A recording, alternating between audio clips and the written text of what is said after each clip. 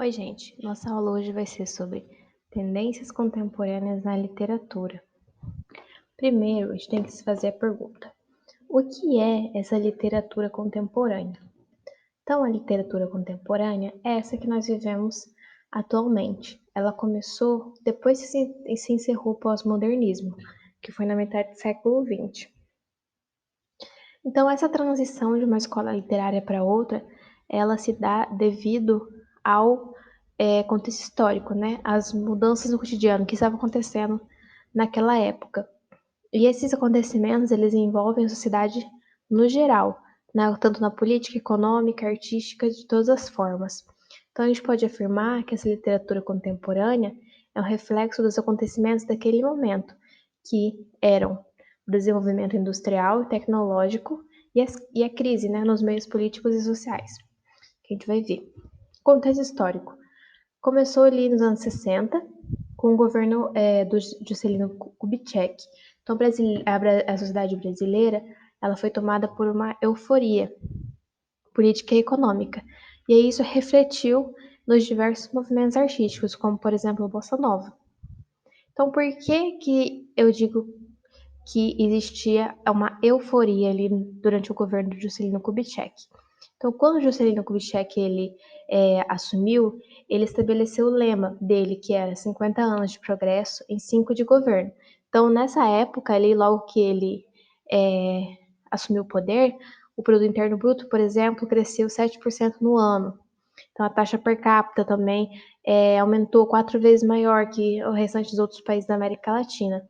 E esse governo JK, ele sempre foi lembrado como os anos dourados na história brasileira. Então, essa euforia que se diz que era incentivar o progresso econômico do país, estimulando a industrialização. Então, através da industrialização, o progresso econômico do país ele aumentava. E também tinha o otimismo pela construção de Brasília, porque até antes Rio de Janeiro era a capital do Brasil, e aí com o governo de JK houve a construção de Brasília. E isso refletia na população, ela se sentia mais otimista com relação ao futuro. Aí aconteceu o fim dessa euforia. O que aconteceu? Com o golpe militar que derrubou o João Goulart, que foi o presidente após o Kubitschek. Então, esse João Goulart, ele acabou sendo derrubado pelo golpe militar, que foi em 1964. Então, ele era conhecido também por Jango. Ele assumiu a presidência depois do Jânio Quadros, que foi após o Kubitschek. Então, depois desse golpe militar, houve clima de censura e medo, por causa devido à censura que os militares eles davam principalmente nas artes. Então, houve fechamento do Congresso, jornais, revistas, filmes, músicas, peças de teatro eram todas censuradas. E aí aconteceu também o exílio de intelectuais. Os movimentos artísticos, eles precisaram encontrar formas diferentes para se expressar. E aí, nós dizemos ali, debaixo dos panos. O que quer dizer isso? Quando os artistas, eles começaram a escrever a realidade ali nas entrelinhas, fazer as críticas nas entrelinhas. No final dos anos 70, o presidente Figueiredo, ele assinou a lei de anistia, que aí esses artistas que estavam fora, eles retornaram para o Brasil. E aí o clima de otimismo voltou. Características dessa literatura. Então eu tive a quebra do limite entre a arte erudita e popular. Qual que é a diferença? A arte popular era aquele artista que ele aprende o ofício fazendo, ele não esteve numa escola propriamente dita, não frequentou uma escola de artes. Já a arte erudita é feita pelo trabalho de artistas que têm conhecimentos técnicos e formais. E aí essas obras eruditas, elas são marcos. A intertextualidade também é outra característica. Quanto ao diálogo com outras obras que o autor presume que sejam conhecidas. Então, tenho essa intertextualidade quando tenho dois textos que se conversam. Ecletismo, que é a mistura de diversos estilos. Vários modos de narrativas. Preocupação com o presente. Então, eu me preocupo mais com o presente do que com o futuro.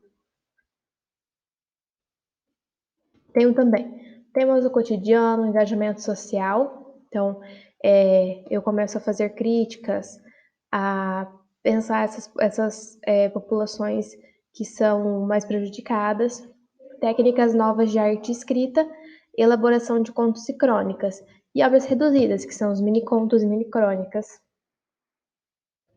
Aí eu tenho as tendências contemporâneas dessa literatura. Então, o que que são tendências? Eles são padrões de escrita ou manifestação de arte. Então, eu tenho vários movimentos ou várias escolas que elas têm um padrão, elas têm características que são parecidas. Então, e isso faz com que se transforme em tendência. E aí caracteriza essa escola, que aqui vai ser a literatura contemporânea. Então, as tendências da literatura brasileira são divididas em duas linhas. A primeira é tradicional, que tem os autores e características pós-modernistas, pós o modernismo. Tem algumas características, como regionalista, intimista, urbano social.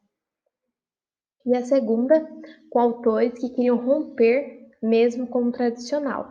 E aí eles lançaram novas maneiras. Então, esses autores, eles romperam com o que já existia, com toda a forma como os autores escreviam, e lançaram novas maneiras para se expressar e expressar a arte. Então, o que mais foi destacado foi a poesia. Dentro dessas tendências, eu tenho, primeiramente, o concretismo, que é uma poesia que não tem forma e nem tem versos definidos. Então, esse concretismo, ele tem a presença das palavras dentro da poesia, mas não tem uma forma definida. Ela pode ser, dependendo do poema, da poesia, lida de qualquer direção. Então, ele ganhou visibilidade depois da Exposição Nacional da Arte Concreta de São Paulo. Então, tem as características, valorização do conteúdo visual e sonoro. Então, eu tenho mais a valorização visual do que da escrita. Sintaxe visual e entretenimento discursiva. Então, é isso. Eu prezo mais pelo visual do que pelo conteúdo, do que está escrito. Banimento da estrutura formal. Então, antes eu tinha uma poesia que tinha uma regra. Então, eu tenho os versos, tinha as estrofes corretas. Agora, eu bano isso. Então, eu posso escrever da forma que eu quiser, posso colocar as palavras em qualquer lugar dentro dessa poesia. Então, a utilização desses efeitos gráficos, então eu pego as palavras e posso fazer uma forma diferente com as palavras. Defesa da racionalidade, então razão acima. Versão expressionismo, rejeição ao acaso e abstração lírica. Por exemplo, aqui da poesia concreta, tem a poesia Coca-Cola, do Décio Pignatari. Então, beba Coca-Cola, babe cola, beba coca, babe cola caco, caco, cola cloaca. Então, Coca-Cola, ele foi passando uma transformação até que ele se transformou em cloaca. Então, tá fazendo uma sátira aí a bebida é Coca-Cola. E dá pra ver a forma que ele coloca. Então ele brinca apenas uma frase que ele vai brincando com as letras e se transforma em outra palavra no final que ele faz essa sátira. Depois veio o poema Processo, que aí teve esse Décio Pignatari e Luiz Ângelo, que eles criaram esse poema semiótico, dando isso esse estilo. Então, o poema Processo, ele é expressamente visual. Se no concretismo eu tinha uma poesia em que era mais visual, mas ainda tinha um sentido escrito no conteúdo, o poema Processo, ele é basicamente somente visual. E ele se parece com o dadaísmo. Então, vamos lá, primeiro, o que é poesia semiótica? O Filadelfo Menezes, ele disse que a poesia semiótica faz parte de uma tendência dominante nos anos 60, que buscava a criação de uma poesia visual sem palavras. Então, tem uma poesia que ela é visual, apenas imagem e não possui palavras. A teoria da poesia semiótica é perfeita, pensar um poema visual cuja forma brote da própria letra. Então, eu posso utilizar uma palavra e transformar essa palavra em uma imagem. Os diferentes desenhos que uma palavra pode ter determinariam o desenvolvimento do poema visual numa configuração abstrata. Então, eu posso pegar uma palavra, transformar em imagem, e isso, ainda mesmo sendo uma palavra, conseguiria ser uma poesia abstrata. Então, o poema semiótico, ele é composto de figuras geométricas, então várias formas, sem um significado. Então, eu posso ou não ter significado, mas normalmente essa palavra ela não vai ter significado. E aí, para vocês entenderem o dadaísmo, que foi um movimento artístico que dizia a destruição também é criação. Ele foi um movimento em que de arte abstrata. Então, através da ironia, buscava questionar a arte, sobretudo seu contexto histórico. Então, é porque ele quis quebrar com a história de que a arte tudo deveria ser perfeita em formas geométricas. Então, veio aí o dadaísmo e quis quebrar com isso. E então, vamos voltar aqui ao poema Processo. Então, segundo os fundadores desse movimento, o Moacir Cirne, ele disse: "E aqui estamos diante de uma diferença radical em relação à poesia concreta. Por exemplo, toda poesia concreta é acabada, fechada, monolítica. Já o poema Processo, para ser de fato um poema processo, implica transformações. Isso quer dizer, ele disse que toda poesia, até a concreta, que se pensava que, não exist, que já tinha quebrado todos os padrões, elas têm uma estrutura fechada. Já o poema processo, ele é uma transformação. Então, eu pego uma palavra e transformo, e a transformo. Posso transformar em imagem ou outra coisa que eu queira dar sentido. Então, tem as características que é a linguagem não verbal. Então, mesmo que seja uma palavra, eu transformo essa palavra em imagem. Então, vem aí linguagem não verbal. Espírito revolucionário e inovador. Então, eu inovo essa minha poesia. Poema experimental e visual, então é algo novo, é experimental e visual. Então, tudo aqui no poema processo é visual. E uso de símbolos visuais, então tudo visual. Então, eu tenho aqui a produção do poema processo, poema de picotagem. Então, vocês estão vendo aqui, o que é isso? É um cara, ele está segurando várias formas de papel que são recortadas, tá? E aí? Aí eu tenho a explicação. 3 folhas brilhosas em cores diferentes: vermelho, amarelo e preto. Aqui fala vermelho, amarelo e preto, mas eu posso ter outras cores, tá? Tem o marrom. Distribuídas no interior de um envelope, como partes de um mesmo poema. Então quer dizer que essa imagem aqui é um poema, quem diria? Em traçados retilíneos, mas não paralelos, 7 cortes picotados. O leitor é convidado a picotar, criando possibilidades formais sempre novas e diferenciadas a cada parte do poema jogada fora. O leitor também poderia embaralhar as folhas, aumentando assim as possibilidades criativas do poema. Então aqui eu tenho, isso aqui é um poema.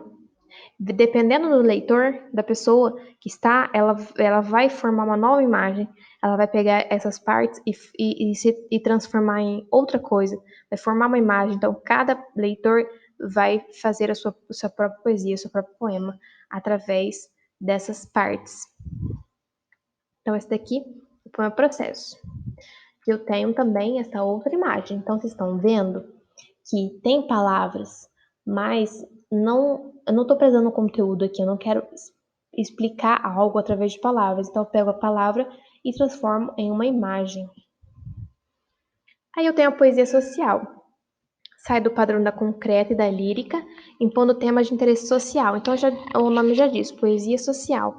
Então, depois do golpe militar, ela é considerada um estilo de resistência, porque eu começo a falar sobre as questões da sociedade através dessa poesia. Características: tem uma linguagem simples, cotidiana, a realidade e denúncia social, poesia crítica e engajada. Então, eu vou falar sobre a realidade, vou fazer denúncias sobre a sociedade e sempre vai ser uma poesia crítica. Tenho aqui o poema Não há vagas Ferreira Goulart. O preço do feijão não cabe no poema. O preço do arroz não cabe no poema. Não cabe no poema o gás, a luz, o telefone, a sonegação do leite, da carne, do açúcar, do pão. O funcionário público não cabe no poema, com seu salário de fome e sua vida fechada em arquivos. Como não cabe no poema o operário que esmerila seu dia de aço e carvão nas oficinas escuras, porque o poema, senhores, está fechado, não há vagas.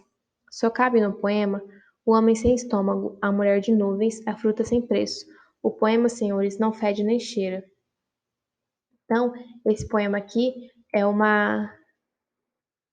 exemplo da poesia social. Então, Ferreira Goulart ele se utiliza desse poema para fazer uma crítica. Então, ele fala: o preço do feijão não cabe no poema.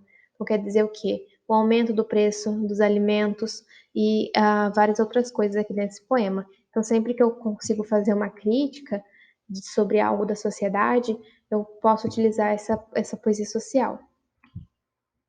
Logo após, eu tenho a poesia marginal. Então, primeiro, o que significa marginal? Marginal é sempre algo que está à margem, está fora. Então, essa poesia marginal aqui, ela veio na época da ditadura militar. Ela tinha o objetivo de expressar realmente o que acontecia e a violência diária que era sofrida.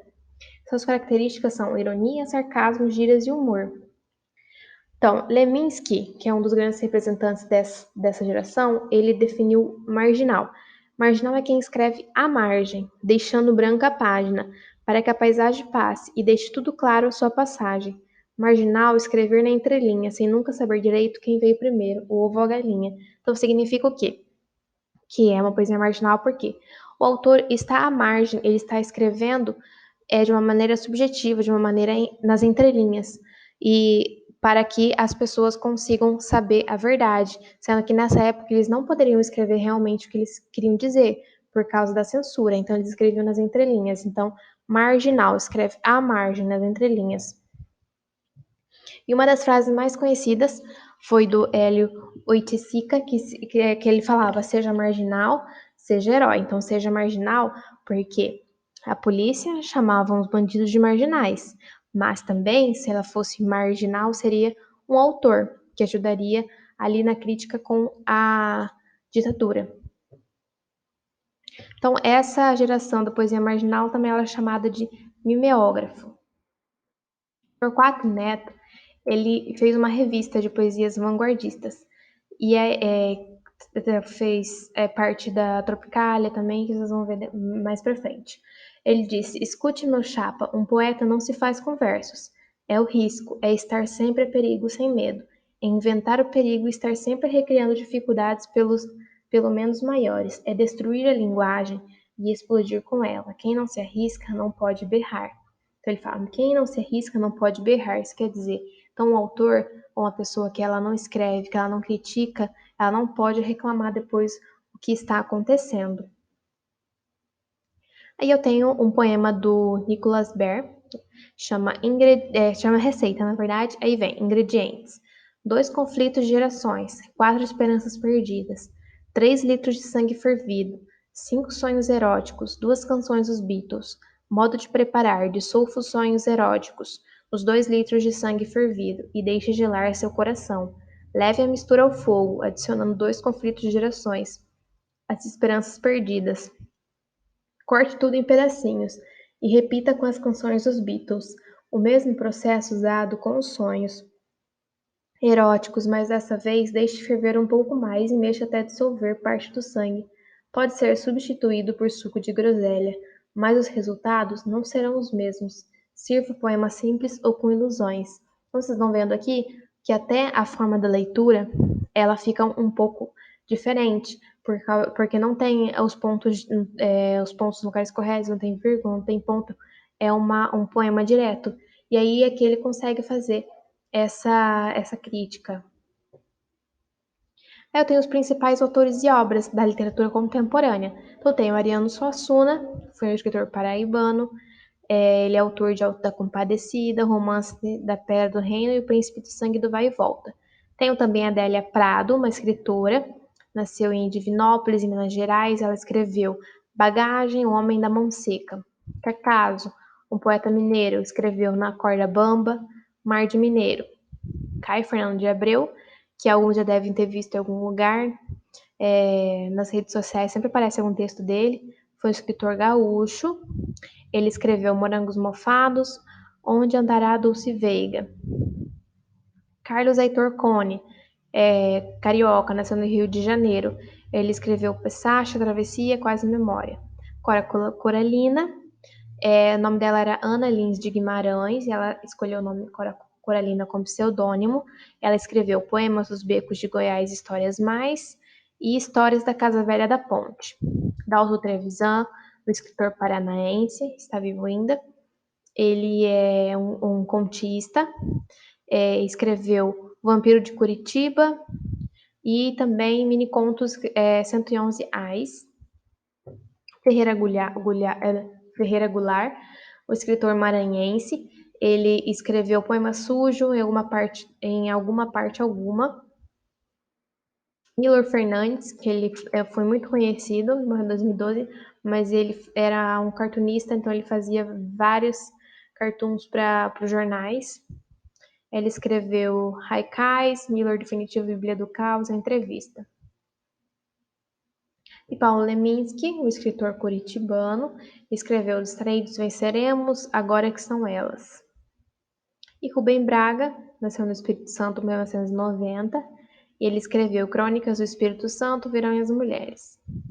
Eu tenho essas características literárias das tendências contemporâneas da literatura brasileira. Então, insistência na representação ficcional da violência.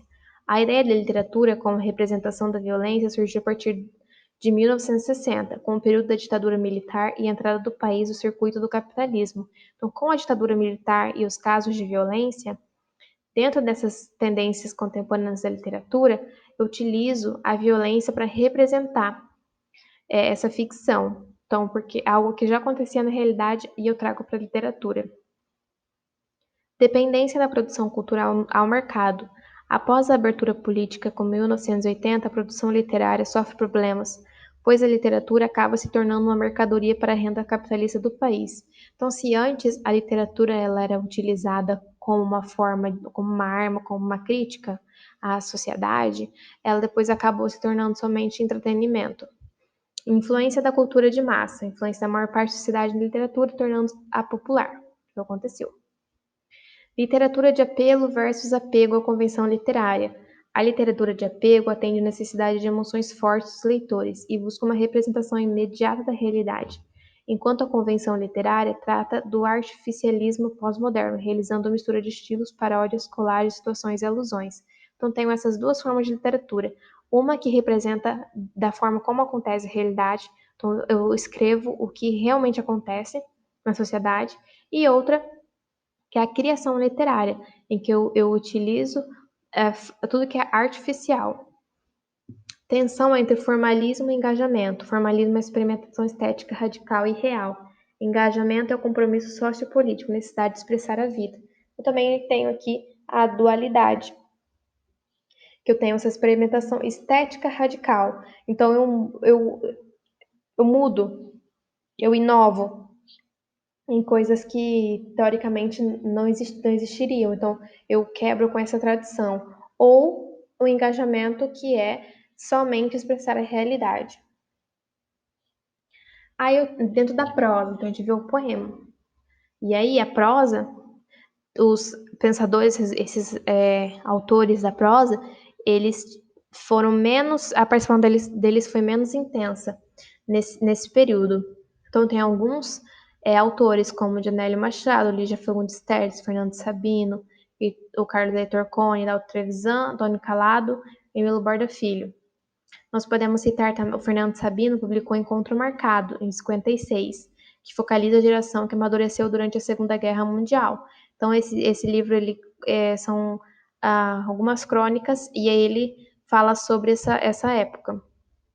Seus Sonhos e Ilusões, e também Carlos Heitor Cone publicou Travessia, que retrata o universo burguês degradado, um exemplo penetrante do neorrealismo psicológico, antecede a manifestação de uma postura mais explicitamente política, dando ênfase ao compromisso do indivíduo perante a sociedade. Então, aqui, dentro dessa obra dele, ele consegue falar sobre esse burguês que não se expressaria explicitamente dentro de suas convicções sobre política. E aí, década de 1980, atualidade. Então, na poesia, temos alguns autores de ficção, que após 1980, então está ali dentro da literatura contemporânea. Temos alguns autores como Domingos Pellegrini, Inácio Loyola Brandão, Ivan Ângelo, Luiz Vilela, Marina Colossante, Roberto Drummond, Sérgio Santana, Silvano Santiago. Também temos, nas últimas décadas, o thriller e a novela policial. Então, essa novela policial, ela faz até hoje muito sucesso, principalmente porque as séries de televisão, o cinema, ele sempre se utiliza dessa temática. E aí conto de alguns dos autores novíssimos, É o Socorrinho, de Marcelo Freire. O texto exige uma leitura muito atenta às mudanças de vozes. Então, aqui é uma literatura contemporânea, ela quebra um pouco essa narrativa de começo, meio e fim. Então, aqui esse texto ele tem várias mudanças de cena, de personagens, de vozes. E aqui tem uma lista de 5 livros obrigatórios dos últimos 15 anos da literatura brasileira. Eu coloquei alguns livros aqui, e eu vou deixar aqui para vocês lerem, olharem a sinopse desses livros. Então, aqui no final, a literatura contemporânea é marcada por uma mistura de estilos literários. Então, essa literatura contemporânea ela é uma mistura de todos os movimentos que já passaram e também reflexo do que estava acontecendo na época. Então, perdura até hoje com grandes obras e autores. E é isso, gente.